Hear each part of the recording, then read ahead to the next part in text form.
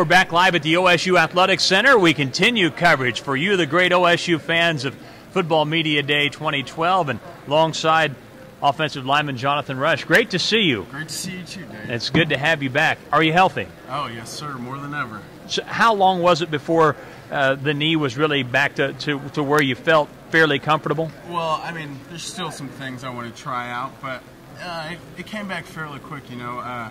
We have a great training staff here at Oklahoma State, and, you know, I'm really confident with them. Like, I've been through the whole song and dance before, so it didn't take very long until I felt like I was ready to go. It was more so them holding me back than anything. You feel like come game time, September 1st, you can do the things you were able to do previously? Yes, sir.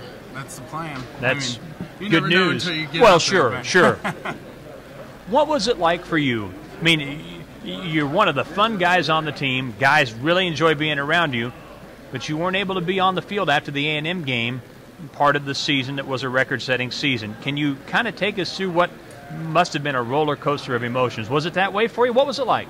Well, I mean, of course, like, you're upset because you want to be out there with your teammates. But, I mean, it's always great to see your team do great things, especially without you. I mean, even though, like, one could be selfish and think, like, you know, like, woe is me. But, like, I really got a chance to humble myself and really just take in, like, everything that the class that actually I was a part of initially, like, actually did.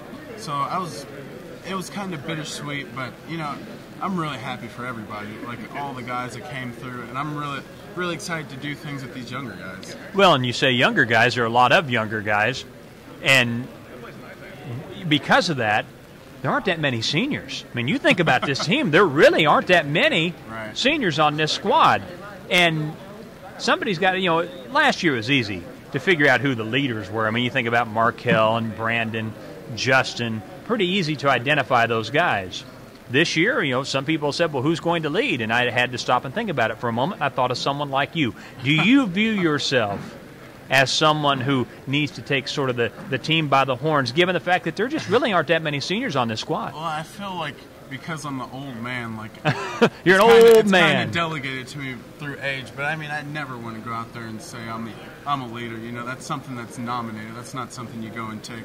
But I've done everything, you know, within my power, you know, to try to take those leadership roles and try to do the things that I saw all the leaders throughout the 6 years that I've been here do in the past, like Pettigrew and all those other guys, the Sextons, you know, the people way back, the guys that these young guys don't even know of. Like, so I try to follow their footsteps, those big feet that they have, you know.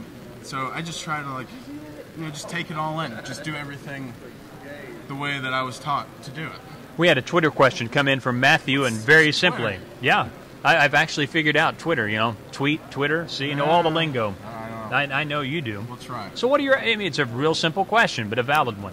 What are your expectations for this year, coming off what happened last year, given what is absent that was so valuable from a year ago? You know, I mean, the competitive person in me trumps everything, so, like, there's no media question in this. I expect everything from this team, you know, I mean, I look at these guys and I see everything that we were last year in every single person. I mean, they may not have the star-studded, like, careers and the seasons and the stats, but I mean, I see the potential in them. I see everything in them, like I said, that I didn't last year's team. So, you know, I have nothing but high expectations for these guys, and I would be selling it short if I didn't. What do you think of the young offensive linemen? I think namely of Evan Epstein, the center, who will be potentially a first-year starter. Now it looks like Daniel Koenig is going to be starting at tackle. Of course, he has a great family legacy here, a young man from Florida. Your thoughts on some of the younger guys that now are taking the place of a couple of All-Americans, just to name a few, like Grant Garner and Levy Adcock? Well, I mean, I'm excited because, you know, it wasn't too long ago, like, whenever me, Levy, and Nick, and Grant, and all those guys, especially Grant and Levy, because they got such high accolades, like, leaving here, you know, that we were all first-year starters together, and I came to my first media day, and people asked me the same questions about them. So, like, you know, I'm just excited to see, like, the potential that they could, like, what they're going to do with the potential that they have.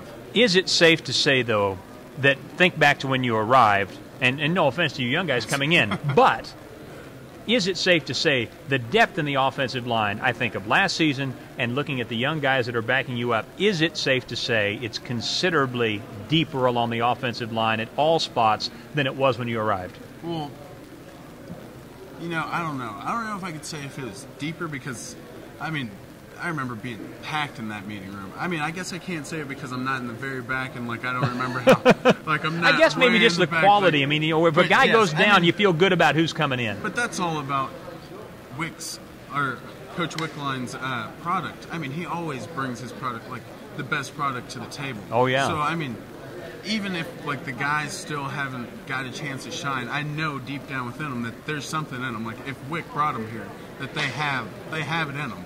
So, I mean, I'll say we always had that depth, you know.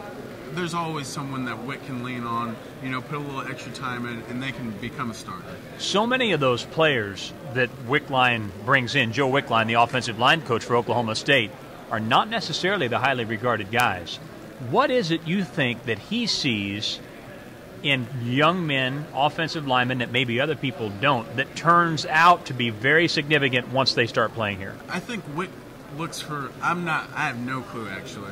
I'm just but take a guess. There, no, I'm just asking you to take a guess. A gander. You know, I think Wick looks at like mostly like character, coachability, and like a few like basic, I don't know, technique things or whatever that he'd eventually teach them if they didn't have it. You know, just foundation blocks or whatever that he can build on. But most of that's not so much, you know, how much you can do. It's how much you have an aptitude to learn. I gotcha. So, I mean, I think that's the biggest thing that Wick looks for, and that's the one thing that's remained constant, whether it be like big star-studded, like recruits, I guess, like Russell. I mean, even though that was a little bit before I got here, as you go down, like Grant was, like, this was like his second choice. Like, he was initially going to Iowa, I think, and like he wasn't really getting too much, I guess, press. Whatever, he wasn't too. Well, Andrew Lewis was a classic example. I mean, of a guy nobody really wanted. I mean, like, you can go down the list, and there's like 20 million guys. Like, there's at least 3 guys on every starting team that was one of those guys that wasn't anything. But I think the one thing that's constant in every single one of those guys is they're hungry. You know, they haven't gotten the shine, and they haven't been the stars. But I mean, and they want to do it here. But not being a star, like, that's kind of being what an offensive lineman is all about. You just go do you take care of everybody else. You're the givers, so to speak. Final thought, and we'll let you go. Obviously, you're working your way back, so your involvement in the spring is different than it was for the other guys as you worked your way back. But from what you know about Wes Lunt, true freshman, starter at quarterback for now, what is it about him, as young as he is, that gives him the ability to command the huddle? Because is that not maybe as important as anything? The guys in the huddle, they have to think he's a guy, correct? Right. I mean, so what about him as a young guy allows him to do that? I don't think Wes has let the fact that he's a freshman affect him. I haven't seen it like hold him back one moment. Like whenever he goes in there and he calls his plays. I mean, I know I saw him like during the spring at first. Like he seemed a little bit timid, like the way he wouldn't say his cadence as loud as possible. But I mean, like ever since we got here in June, like he's been running and gunning. Like I haven't seen him like take one step back or use the fact that he's a freshman to like as a reason why he shouldn't have this starting job. I mean, I still think that Clint and JW still could give him a run for his money. But like that's one thing about Wes is that he hasn't let the fact that he's a freshman hold him back. I don't think he knows that he's a true freshman. Wow, that's good. That's great to hear, Jonathan. So glad you're healthy. Great to have you back. Looking forward to another fun year, and congratulations on all your success. Thank you.